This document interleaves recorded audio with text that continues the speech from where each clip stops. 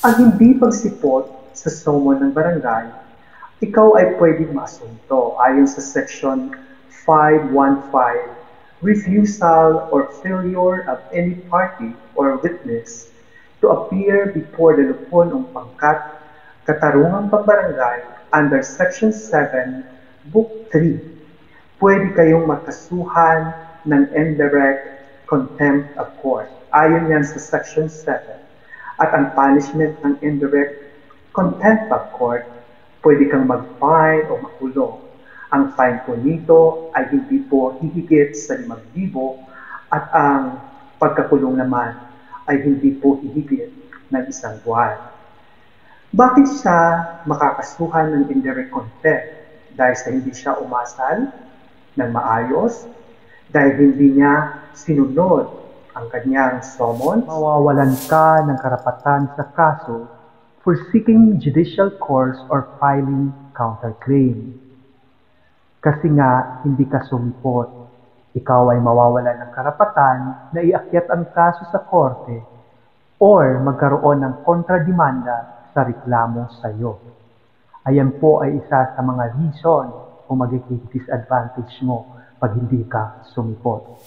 Pero may mga exception to the rules naman dito para sa hindi pagsipot sa summons. Halimbawa, nagkasakit ka, o may sakit ka, o may iba pang mabibigat na kadahilanan kaya hindi ka makakadalo sa imbitasyon sa iyo. Saan ka barangay dapat mag-file ng kaso at ano ang proseso? What are the venues of action to file? 1. Kapag nakatira ka sa isang barangay, kung saan parehong barangay nyo, doon mo ipa-file ang kaso o reklamo mo. Pangalawa, kapag magkaiba ang barangay, ang rules dito ay kung saan nakatira ang nagrereklamo, doon siya magpa-file.